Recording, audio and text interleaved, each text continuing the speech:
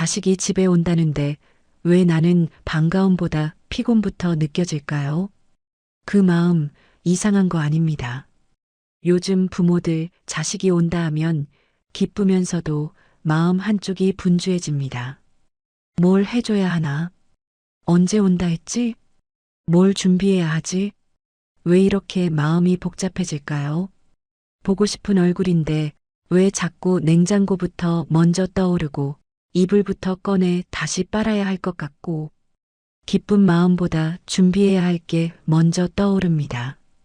자식은 하루 이틀 머물다 가지만 우리는 그 전으로 일주일을 흔들립니다. 혹시 자식이 온다고 했을 때 괜히 냉장고 문 열어보고 국거리, 반찬부터 떠올려 본 적 있으신가요? 혹시 식구들 다 모였는데도 속으로 이런 생각 해본 적은요? 조금만 더 있다가 가면 좋겠다.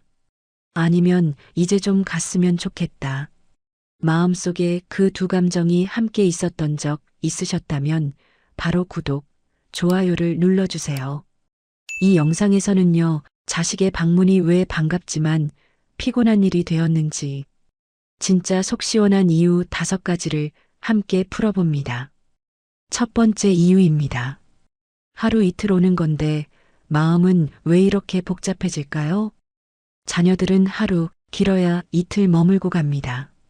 머무는 시간은 정말 짧은데 이상하게도 그 짧은 시간이 내 일상 전체를 흔듭니다.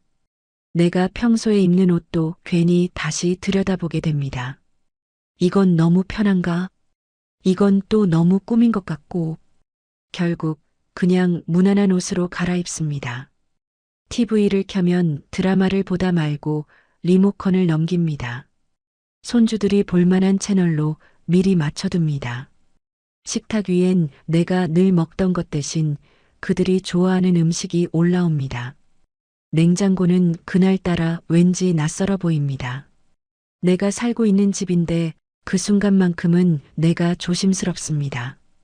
집안 공기까지 바뀐 것 같고 소리도 낯설게 느껴집니다. 잠깐 머무는 건데 왜 이렇게 달라지는 걸까요? 단 며칠인데 내가 왜 이렇게 불편하지? 저도 저 자신에게 그렇게 물었습니다. 가만히 돌아보니까요, 문제는 시간이 아니었습니다. 진짜 힘든 건 내가 익숙했던 생활 방식이 그 며칠 동안 내 손에서 벗어난다는 느낌이었습니다.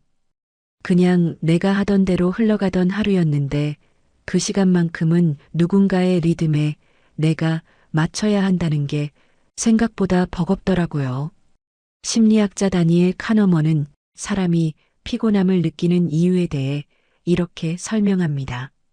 피로는 일의 양이 아니라 내가 이 상황을 조절할 수 있느냐 없느냐에 달려 있다. 즉, 시간이 짧고 일이 적어도 그 환경이 내가 아닌 타인의 흐름으로 돌아갈 때 사람은 훨씬 더 지친다는 겁니다. 하루 이틀 자식이 머무는 동안 나는 그 시간의 길이가 아니라 감정의 리듬 전체를 흔드는 변화를 겪고 있었던 겁니다. 문득 그런 생각이 들었습니다. 나는 왜 손님처럼 행동하고 있지? 말 한마디, 행동 하나, 괜히 조심스럽습니다. 내 공간인데 내가 편하지 않습니다. 그게 피곤했던 겁니다. 몸이 아니라 마음이 먼저 지쳐있던 겁니다. 그럼 어떻게 해야 할까요? 방법은 어렵지 않았습니다. 함께하는 시간을 내가 선택해서 만드는 것. 그게 핵심이었습니다. 예전엔 뭐 해줄까? 뭐 먹고 싶니? 이렇게 물었죠. 이번에는 내가 좋아하는 김치찌개 끓여볼까? 요즘 이 드라마 재밌더라. 같이 한 편 볼래? 내가 중심이 되는 자리로 그들을 부드럽게 초대하는 겁니다. 그러면 내 삶은 흐트러지지 않고 자식과의 시간도 편안해집니다. 기준을 세우는 게 아니라 분위기를 여는 것. 이게 정말 부드럽고 효과적인 방법이었습니다. 괜히 과하게 준비하지 않고 과도하게 맞춰주려 하지 않고 그냥 내가 늘 하던 방식 그대로 맞이해 보는 겁니다. 처음엔 이게 잘 안 됐습니다. 그래도 뭐 하나 더 해줘야 하지 않을까? 기다렸는데 특별한 걸 안 해주면 섭섭하지 않을까? 그런 생각에 괜히 손이 바빠지고 마음이 더 피곤해졌습니다. 그날도 특별한 건 없었습니다. 된장국에 묵은지, 고등어 한 토막 구웠습니다. 그냥 늘 먹던 대로 하던 대로 밥상을 차렸습니다. 예전처럼 특별한 반찬도 없고 상도 소박한 밥상이었죠. 그런데 밥을 먹다 아들이 국물 한 숟갈을 뜨고 툭 말했습니다. 엄마 밥 먹으니까 진짜 살 것 같다. 그 말에 며느리도 고개를 끄덕이며 웃었습니다. 맞아요. 여기 오면 그냥 앉아서 밥 한 끼만 먹어도 기운 나는 것 같아요. 저는 아무 말도 하지 않았습니다. 근데 그 말이 가슴 어딘가에 조용히 오래 남았습니다. 뭘 대단한 걸 해준 것도 아니고 그저 늘 하던 대로 했을 뿐인데 그게 누군가에게는 숨 좀 돌릴 수 있는 시간이었구나.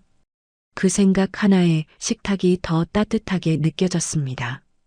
그날 이후로 마음을 조금 놓게 됐습니다. 다음에 또 온다 해도 굳이 뭘 바꾸지 않아도 되겠구나. 드라마를 꺼버릴 필요도 없고 옷장을 다시 열 이유도 없습니다.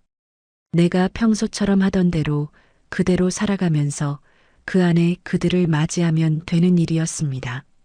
사람과 사람 사이에서 더 힘든 건 거리보다 자꾸 내 마음을 바꾸는 일이라는 걸 이제야 알겠습니다. 자식이 하루 이틀 다녀가도 내 마음이 지치지 않으려면 내 방식 속으로 그들을 초대하면 됩니다. 나를 잃지 않고 누군가와 어울리는 법, 그걸 이제 조금씩 배워가는 중입니다. 두 번째 이유입니다. 자식은 온다고 했지만 나는 마음의 준비가 안 돼 있었습니다. 기다린 게 아니라 통보라서 피곤한 겁니다. 우리 이번 주에 갈게요. 그 말이 반갑게 들려야 했습니다. 보고 싶었던 얼굴들이니까요. 그런데 이상하게 그 말이 어쩐지 통보처럼 들렸습니다. 마치 가도 되냐가 아니라 간다는 말처럼요. 전화를 끊고 가만히 앉아 있었습니다. 잠깐만 쉬어야지 했는데 그대로 냉장고 문 앞에 서 있더라고요. 국거리 있나? 반찬은 뭘 해줄 수 있을까? 혹시 아이스크림은 떨어지지 않았나? 그 집 냉동실도 잠깐 떠오릅니다. 화장실 청소 다시 하고 애들 이불 다시 빨아놓고 조용하던 집에 내가 만든 바쁨이 들어옵니다. 생각해보면 기뻐야 할 일입니다. 오랜만에 보니까요. 근데 요즘은 이상하게 그 기쁨보다 또 뭘 챙겨야 하지. 그 걱정이 먼저 듭니다. 보고 싶은 마음이 없진 않습니다. 그런데 그 마음보다 준비해야 할 것들이 머릿속을 더 많이 차지합니다. 그렇게 또 한 번 내 일상은 누군가의 방문 앞에 정리되고 준비되고 조율됩니다. 이번에도 또 내 생활 리듬이 깨지겠구나. 그런 마음이 먼저 들면 몸보다 마음이 먼저 지칩니다. 가만히 생각해 봤습니다. 왜 이렇게 피곤할까? 뭐 대단한 걸 하라는 것도 아니고 하루 이틀 와서 있다 가는 건데. 그런데 왜 이렇게 마음이 조심스러워질까요? 답은 생각보다 간단했습니다. 기다린 게 아니라 준비도 없이 갑자기 해야 할 일이 생기기 때문입니다. 자식은 오겠다고 했지만 그 말이 내게는 지금부터 맞이할 준비를 해주세요처럼 들렸던 겁니다. 그 순간부터 저는 엄마가 아니라 누군가를 맞이하는 사람이 됩니다. 내 일정, 내 기분, 내 컨디션은 그 통보 앞에서 멈춥니다. 이번 주 괜찮으세요? 지금 좀 힘드신 건 없으세요? 이런 말이 없이 그냥 우리 갈게요가 반복되면 점점 더 준비해야 할 일처럼 느껴집니다. 심리학자 마틴 셀리그만은 이런 말을 했습니다. 사람은 삶을 스스로 조절할 수 있다고 느낄 때 감정적으로 훨씬 안정된다. 그 반대는 선택 없이 반복적으로 원치 않는 상황에 노출될 때 무력감이 커진다는 뜻입니다. 한두 번은 괜찮습니다. 근데 반복되면 몸은 괜찮아도 마음이 점점 수동적이 됩니다. 나는 그저 맞이하는 사람일 뿐, 이런 생각이 들기 시작하면 누가 오는 게 기쁜 게 아니라 그 순간이 조용히 버거워집니다. 이건 단순한 방문이 아닙니다. 내 삶의 흐름이 내 의사 없이 끊기는 겁니다. 자식이 오는 게 반갑지 않아서가 아니라 내가 준비되지 않은 상태에서 누군가를 맞이해야 한다는 감정 자체가 지치는 일이기 때문입니다. 방법은 어렵지 않습니다. 작은 말 한마디에서 시작됩니다. 이번 주는 좀 피곤해서 다음 주쯤 보면 좋겠다. 예전엔 이런 말하면 괜히 미안하고 섭섭해할까 걱정됐습니다. 하지만 해보니까 다르더라고요. 자식들도 생각보다 잘 받아들입니다. 두어 번만 말하면 그 다음부터는 자식들이 먼저 물어봅니다. 엄마 이번 주 괜찮으세요? 이런 말 하나가 제 마음을 한결 가볍게 만들어줬습니다. 그 순간 느꼈습니다. 이제는 나도 내 리듬대로 사람을 맞이할 수 있구나. 만남이 일방적인 통보가 아니라 서로 조율된 약속이 될 때 방문은 부담이 아니라 기대가 됩니다. 한 번은 정말 그렇게 말한 적이 있었습니다. 이번 주는 몸이 좀 안 좋아서 그 다음 주쯤 보면 좋겠어. 그땐 잠깐 조용하더니 그 다음부터는 꼭 먼저 묻더라고요. 이번 주에 가도 괜찮아요? 그 한마디가 참 고마웠습니다. 아, 이젠 나도 내 일정대로 만날 수 있구나. 그걸 알게 되니까 방문이 피곤한 일이 아니게 되더라고요. 예전엔 온다는 말에 무조건 움직였는데 이제는 내가 먼저 정리할 여유가 생겼습니다. 대한가족상담센터의 보고서에 따르면 중년 이후 부모가 방문 일정에 대해 의견을 표현할수록 자녀와의 관계 만족도가 더 높게 나타난다고 밝혔습니다. 이건 단순한 데이터가 아닙니다. 관계는 늘 받아주는 데서 좋아지지 않습니다. 오히려 서로 맞춰가고 여유를 나누고 기준을 정해가며 함께 조율해갈 때 관계는 더 오래 갑니다. 기다림이 기쁨이 되려면 기다릴 여유가 먼저 있어야 합니다. 내가 선택한 만남은 부담이 아니라 기쁨이 됩니다. 그리고 정작 더 피곤하게 만드는 건 시간이나 일정이 아닐지도 모릅니다. 계속 이어지는 이야기에서 왜 자식이 오면 나는 가치 있는 사람이 아니라 뭔가를 해줘야만 하는 사람처럼 느껴질까요? 그 마음의 무게를 함께 나눠보겠습니다. 세 번째 이유입니다. 나는 가족 안에서 가치 있는 사람이 아니라 무언가를 해줘야만 하는 사람처럼 느껴질 때가 있습니다. 엄마, 아기 좀 봐줄 수 있어요? 아빠, 이것 좀 고쳐주실 수 있나요? 이거 먹을 거 없어요? 아, 냉장고엔 뭐 있지? 말은 다정했습니다. 거절하긴 애매했고 사실 도와주고 싶기도 했습니다. 그 마음이야 늘 똑같죠. 자식이니까요. 그런데 이상하게 자식이 오면 내 마음이 먼저 바빠집니다. 몸이 먼저 움직이지 않아도 마음은 벌써 해야 할 일을 향해 갑니다. 나도 하루를 살고 있었는데 그들이 오는 순간 내 하루는 멈추고 그들의 하루를 도와주는 사람이 되는 느낌. 가치 있는 시간이긴 한데 그 시간이 자꾸 일처럼 느껴지는 이유. 그게 뭘까요? 보고 싶은 마음 있습니다. 반가운 얼굴이니까요. 근데 그 마음보다 준비해야 할 것들, 해줘야 할 일들이 자꾸 머릿속을 먼저 차지합니다. 그래도 부모니까 이 정도는 도와줘야지 그 마음으로 또 움직이게 됩니다. 근데 그럴수록 나는 점점 지쳐갑니다. 문제는 단순합니다.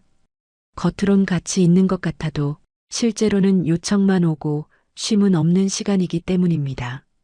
자식들은 오랜만에 오니까 부탁할 것도 많고 기대도 많고 의지도 많습니다. 그 마음을 이해 못하는 건 아닙니다.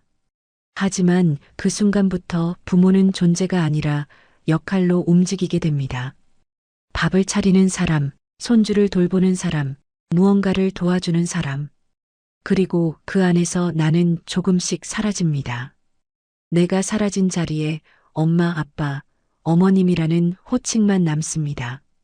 그 이름들은 다 좋지만 그 안에 나 자신이 없을 때 그건 서운함으로 바뀝니다. 심리학자 에릭 번은 인간의 내면 상태를 부모, 어린이, 성인 세 가지로 설명합니다. 그에 따르면 가장 건강한 관계는 성인 대 성인으로 마주 설 때 가장 안정적이라고 말합니다. 하지만 현실에서는 그렇지 않죠. 결혼을 해도 아이를 낳아도 부모는 여전히 엄마, 아빠라는 역할로 남아 있습니다. 엄마니까, 아빠니까 늘 도와줘야 하고, 늘 해줘야 하고, 늘 괜찮아야 한다는 기대. 이런 구조가 반복되면 사람 대 사람의 관계가 아니라 일을 주는 쪽과 받는 쪽이 되어버립니다. 그리고 그렇게 되면 같이 있어도 쉴 수가 없습니다. 자식이 오면 같이 있다는 느낌보다 도와줘야 한다는 무언의 신호를 먼저 느낍니다. 한두 번은 괜찮습니다. 근데 매번 반복되면 마음도 피로를 느낍니다. 그럴 땐 한 번쯤 이렇게 말해보세요. 오늘은 그냥 같이 밥 먹고 쉬고 싶다. 이건 부탁을 거절하는 말이 아니라 함께 있는 방식에 대한 제안입니다. 아기 조금만 봐주세요. 이런 말이 들리면 잠깐은 볼게. 근데 오늘은 같이 앉아서 차 한 잔 마시자. 이렇게 내가 원하는 시간도 조금은 꺼내보는 겁니다. 처음엔 자식들도 어색해할 수 있습니다. 엄마가 왜 이러시지? 그런 눈치가 느껴질 수도 있습니다. 그런데요, 몇 번만 그렇게 해보면 정말 달라집니다. 자식들도 압니다. 아, 이제 엄마도 쉬고 싶으시구나. 이제는 우리가 챙겨드려야 하는구나. 그 마음이 조금씩 서로에게 자리 잡기 시작합니다. 한 번은 그랬어요. 며느리가 부탁을 하길래 그날은 그냥 조용히 말했죠. 오늘은 나도 좀 쉬고 싶어서 그래. 잠깐 조용하더니 알겠다고 하더라고요. 그냥 본인이 알아서 했습니다. 그리고 그날 저녁 같이 앉아서 차를 마시는데 며느리가 조용히 말했습니다. 어머님이 옆에 계시니까 괜히 든든하네요. 그 말을 듣는데 속으로 좀 울컥했습니다. 아, 무언가를 하지 않아도 내가 그 자리에 있어주는 것만으로도 충분할 수 있구나. 그걸 처음 알았습니다. 그날 이후로 내가 뭘 해줘야만 하는 사람이라는 그 무거운 생각에서 조금씩 벗어날 수 있었습니다. 서울대학교 가족연구소 보고서에 따르면 노년기 부모가 돌봄 제공자 역할에서 관계의 동반자로 전환될 때 정서적 안정감이 크게 높아진다고 밝혔습니다. 즉, 자식과의 관계에서 일을 해주는 사람보다 시간을 함께 나누는 사람일 때 마음은 훨씬 편안해진다는 뜻입니다. 그게 결국 관계를 더 오래 지켜주는 힘이 됩니다. 부탁을 들어주는 것도 좋지만 그보다 더 오래 남는 건 가치 있는 시간 자체입니다. 내가 무언가를 해주지 않아도 내가 거기 있다는 것만으로 누군가에게는 큰 위로가 될 수 있다는 사실, 그걸 잊지 마세요. 그런데요, 자식들이 부모 집에 와서 편히 쉬고 갈 수 있는 건 여기가 아직도 그들에게는 마음 놓을 수 있는 유일한 공간이기 때문입니다. 네 번째 이유에서는요, 왜 내 집이 내 집 같지 않게 느껴질 때가 있는지 그 감정의 깊은 이유를 함께 나눠보겠습니다. 네 번째 이유입니다. 내 집인데도 어느 순간 내 집 같지 않게 느껴질 때가 있습니다. 자식들이 다녀간 뒤 집이 이상하게 조용해집니다. 식탁 위엔 포장 음식, 남은 봉지들이 널브러져 있고 전자레인지 안엔 미처 꺼내지 못한 그릇이 덜 식은 채 남아 있습니다. 소파에는 담요가 반쯤 접혀 있고 TV 화면은 아이들이 보던 만화 화면 그대로 멈춰 있습니다. 아무도 없는데 누군가의 기운이 방 안에 아직도 남아 있는 것 같고 괜히 멍하니 거실에 서 있게 됩니다. 그 순간 속으로 이런 생각이 듭니다. 여긴 내 집인데 왜 내가 잠깐 머물렀던 사람처럼 느껴지지? 사실 그 시간 동안 이 집에서 주인은 내가 아니었습니다. 식사는 자식들 입맛에 맞췄고 TV는 손주에게 양보했고 냉장고도 욕실도 침대 시트까지 내 손이 가는 곳마다 누군가를 맞이하기 위한 준비였습니다. 그 순간부터 나는 이 집에 사는 사람이 아니라 잠깐 자리를 내준 사람이 되어 있었습니다. 사람은 자기 집에서 자기 마음대로 움직일 수 있을 때 가장 편안함을 느낀다고 합니다. 그런데 그 익숙했던 공간에서 혹시 방해되진 않을까? 혹시 불편하진 않을까 하고 눈치를 보게 되는 순간 그 집은 내 공간이 아니라 머물다 나가야 하는 곳처럼 느껴지게 됩니다. 자식이 다녀간 뒤 하루쯤은 내가 늘 해오던 일상으로 조금씩 다시 돌아가는 겁니다. 식탁 위엔 내가 먹던 반찬을 올리고 TV는 내가 늘 보던 드라마 채널로 소파 쿠션은 내가 자주 앉는 자리에 다시 놓고요. 이 집은 내 집이고 여긴 아직도 내가 사는 곳이라는 걸 나부터 다시 느끼게 해주는 겁니다. 하루는 자식들이 떠난 다음 날 아침이었어요. 식탁 위에 남겨진 일회용 컵이 하나 있더라고요. 아들이 커피 마시다 놓고 간 거, 그 옆에 내가 늘 마시던 둥글레차를 조용히 한 잔 따라 놓았습니다. 두 잔이 나란히 놓인 걸 바라보다가 잠깐 멈췄습니다. 아까까진 누군가 다녀간 자리에 혼자 남겨진 기분이었는데 그 순간 마음이 조금 달라졌습니다. 이 집은 누가 오고 가도 여전히 내가 사는 집이구나. 그걸 작은 잔 2개가 조용히 알려주었습니다. 서울대 가족연구소에선 노년기 부모가 집안에서 자기 리듬을 지킬수록 정서적 안정감이 높고 자존감도 유지된다고 말합니다. 이 집을 내가 주인처럼 대해야 자식들도 여기를 머물 수 있는 집이 아니라 찾고 싶은 집으로 기억합니다. 자식은 다녀갔고 나는 여전히 여기 있습니다. 그 흔적을 지운다고 사라지는 게 아니고 내 자리를 다시 세운다고 거리가 생기는 것도 아닙니다.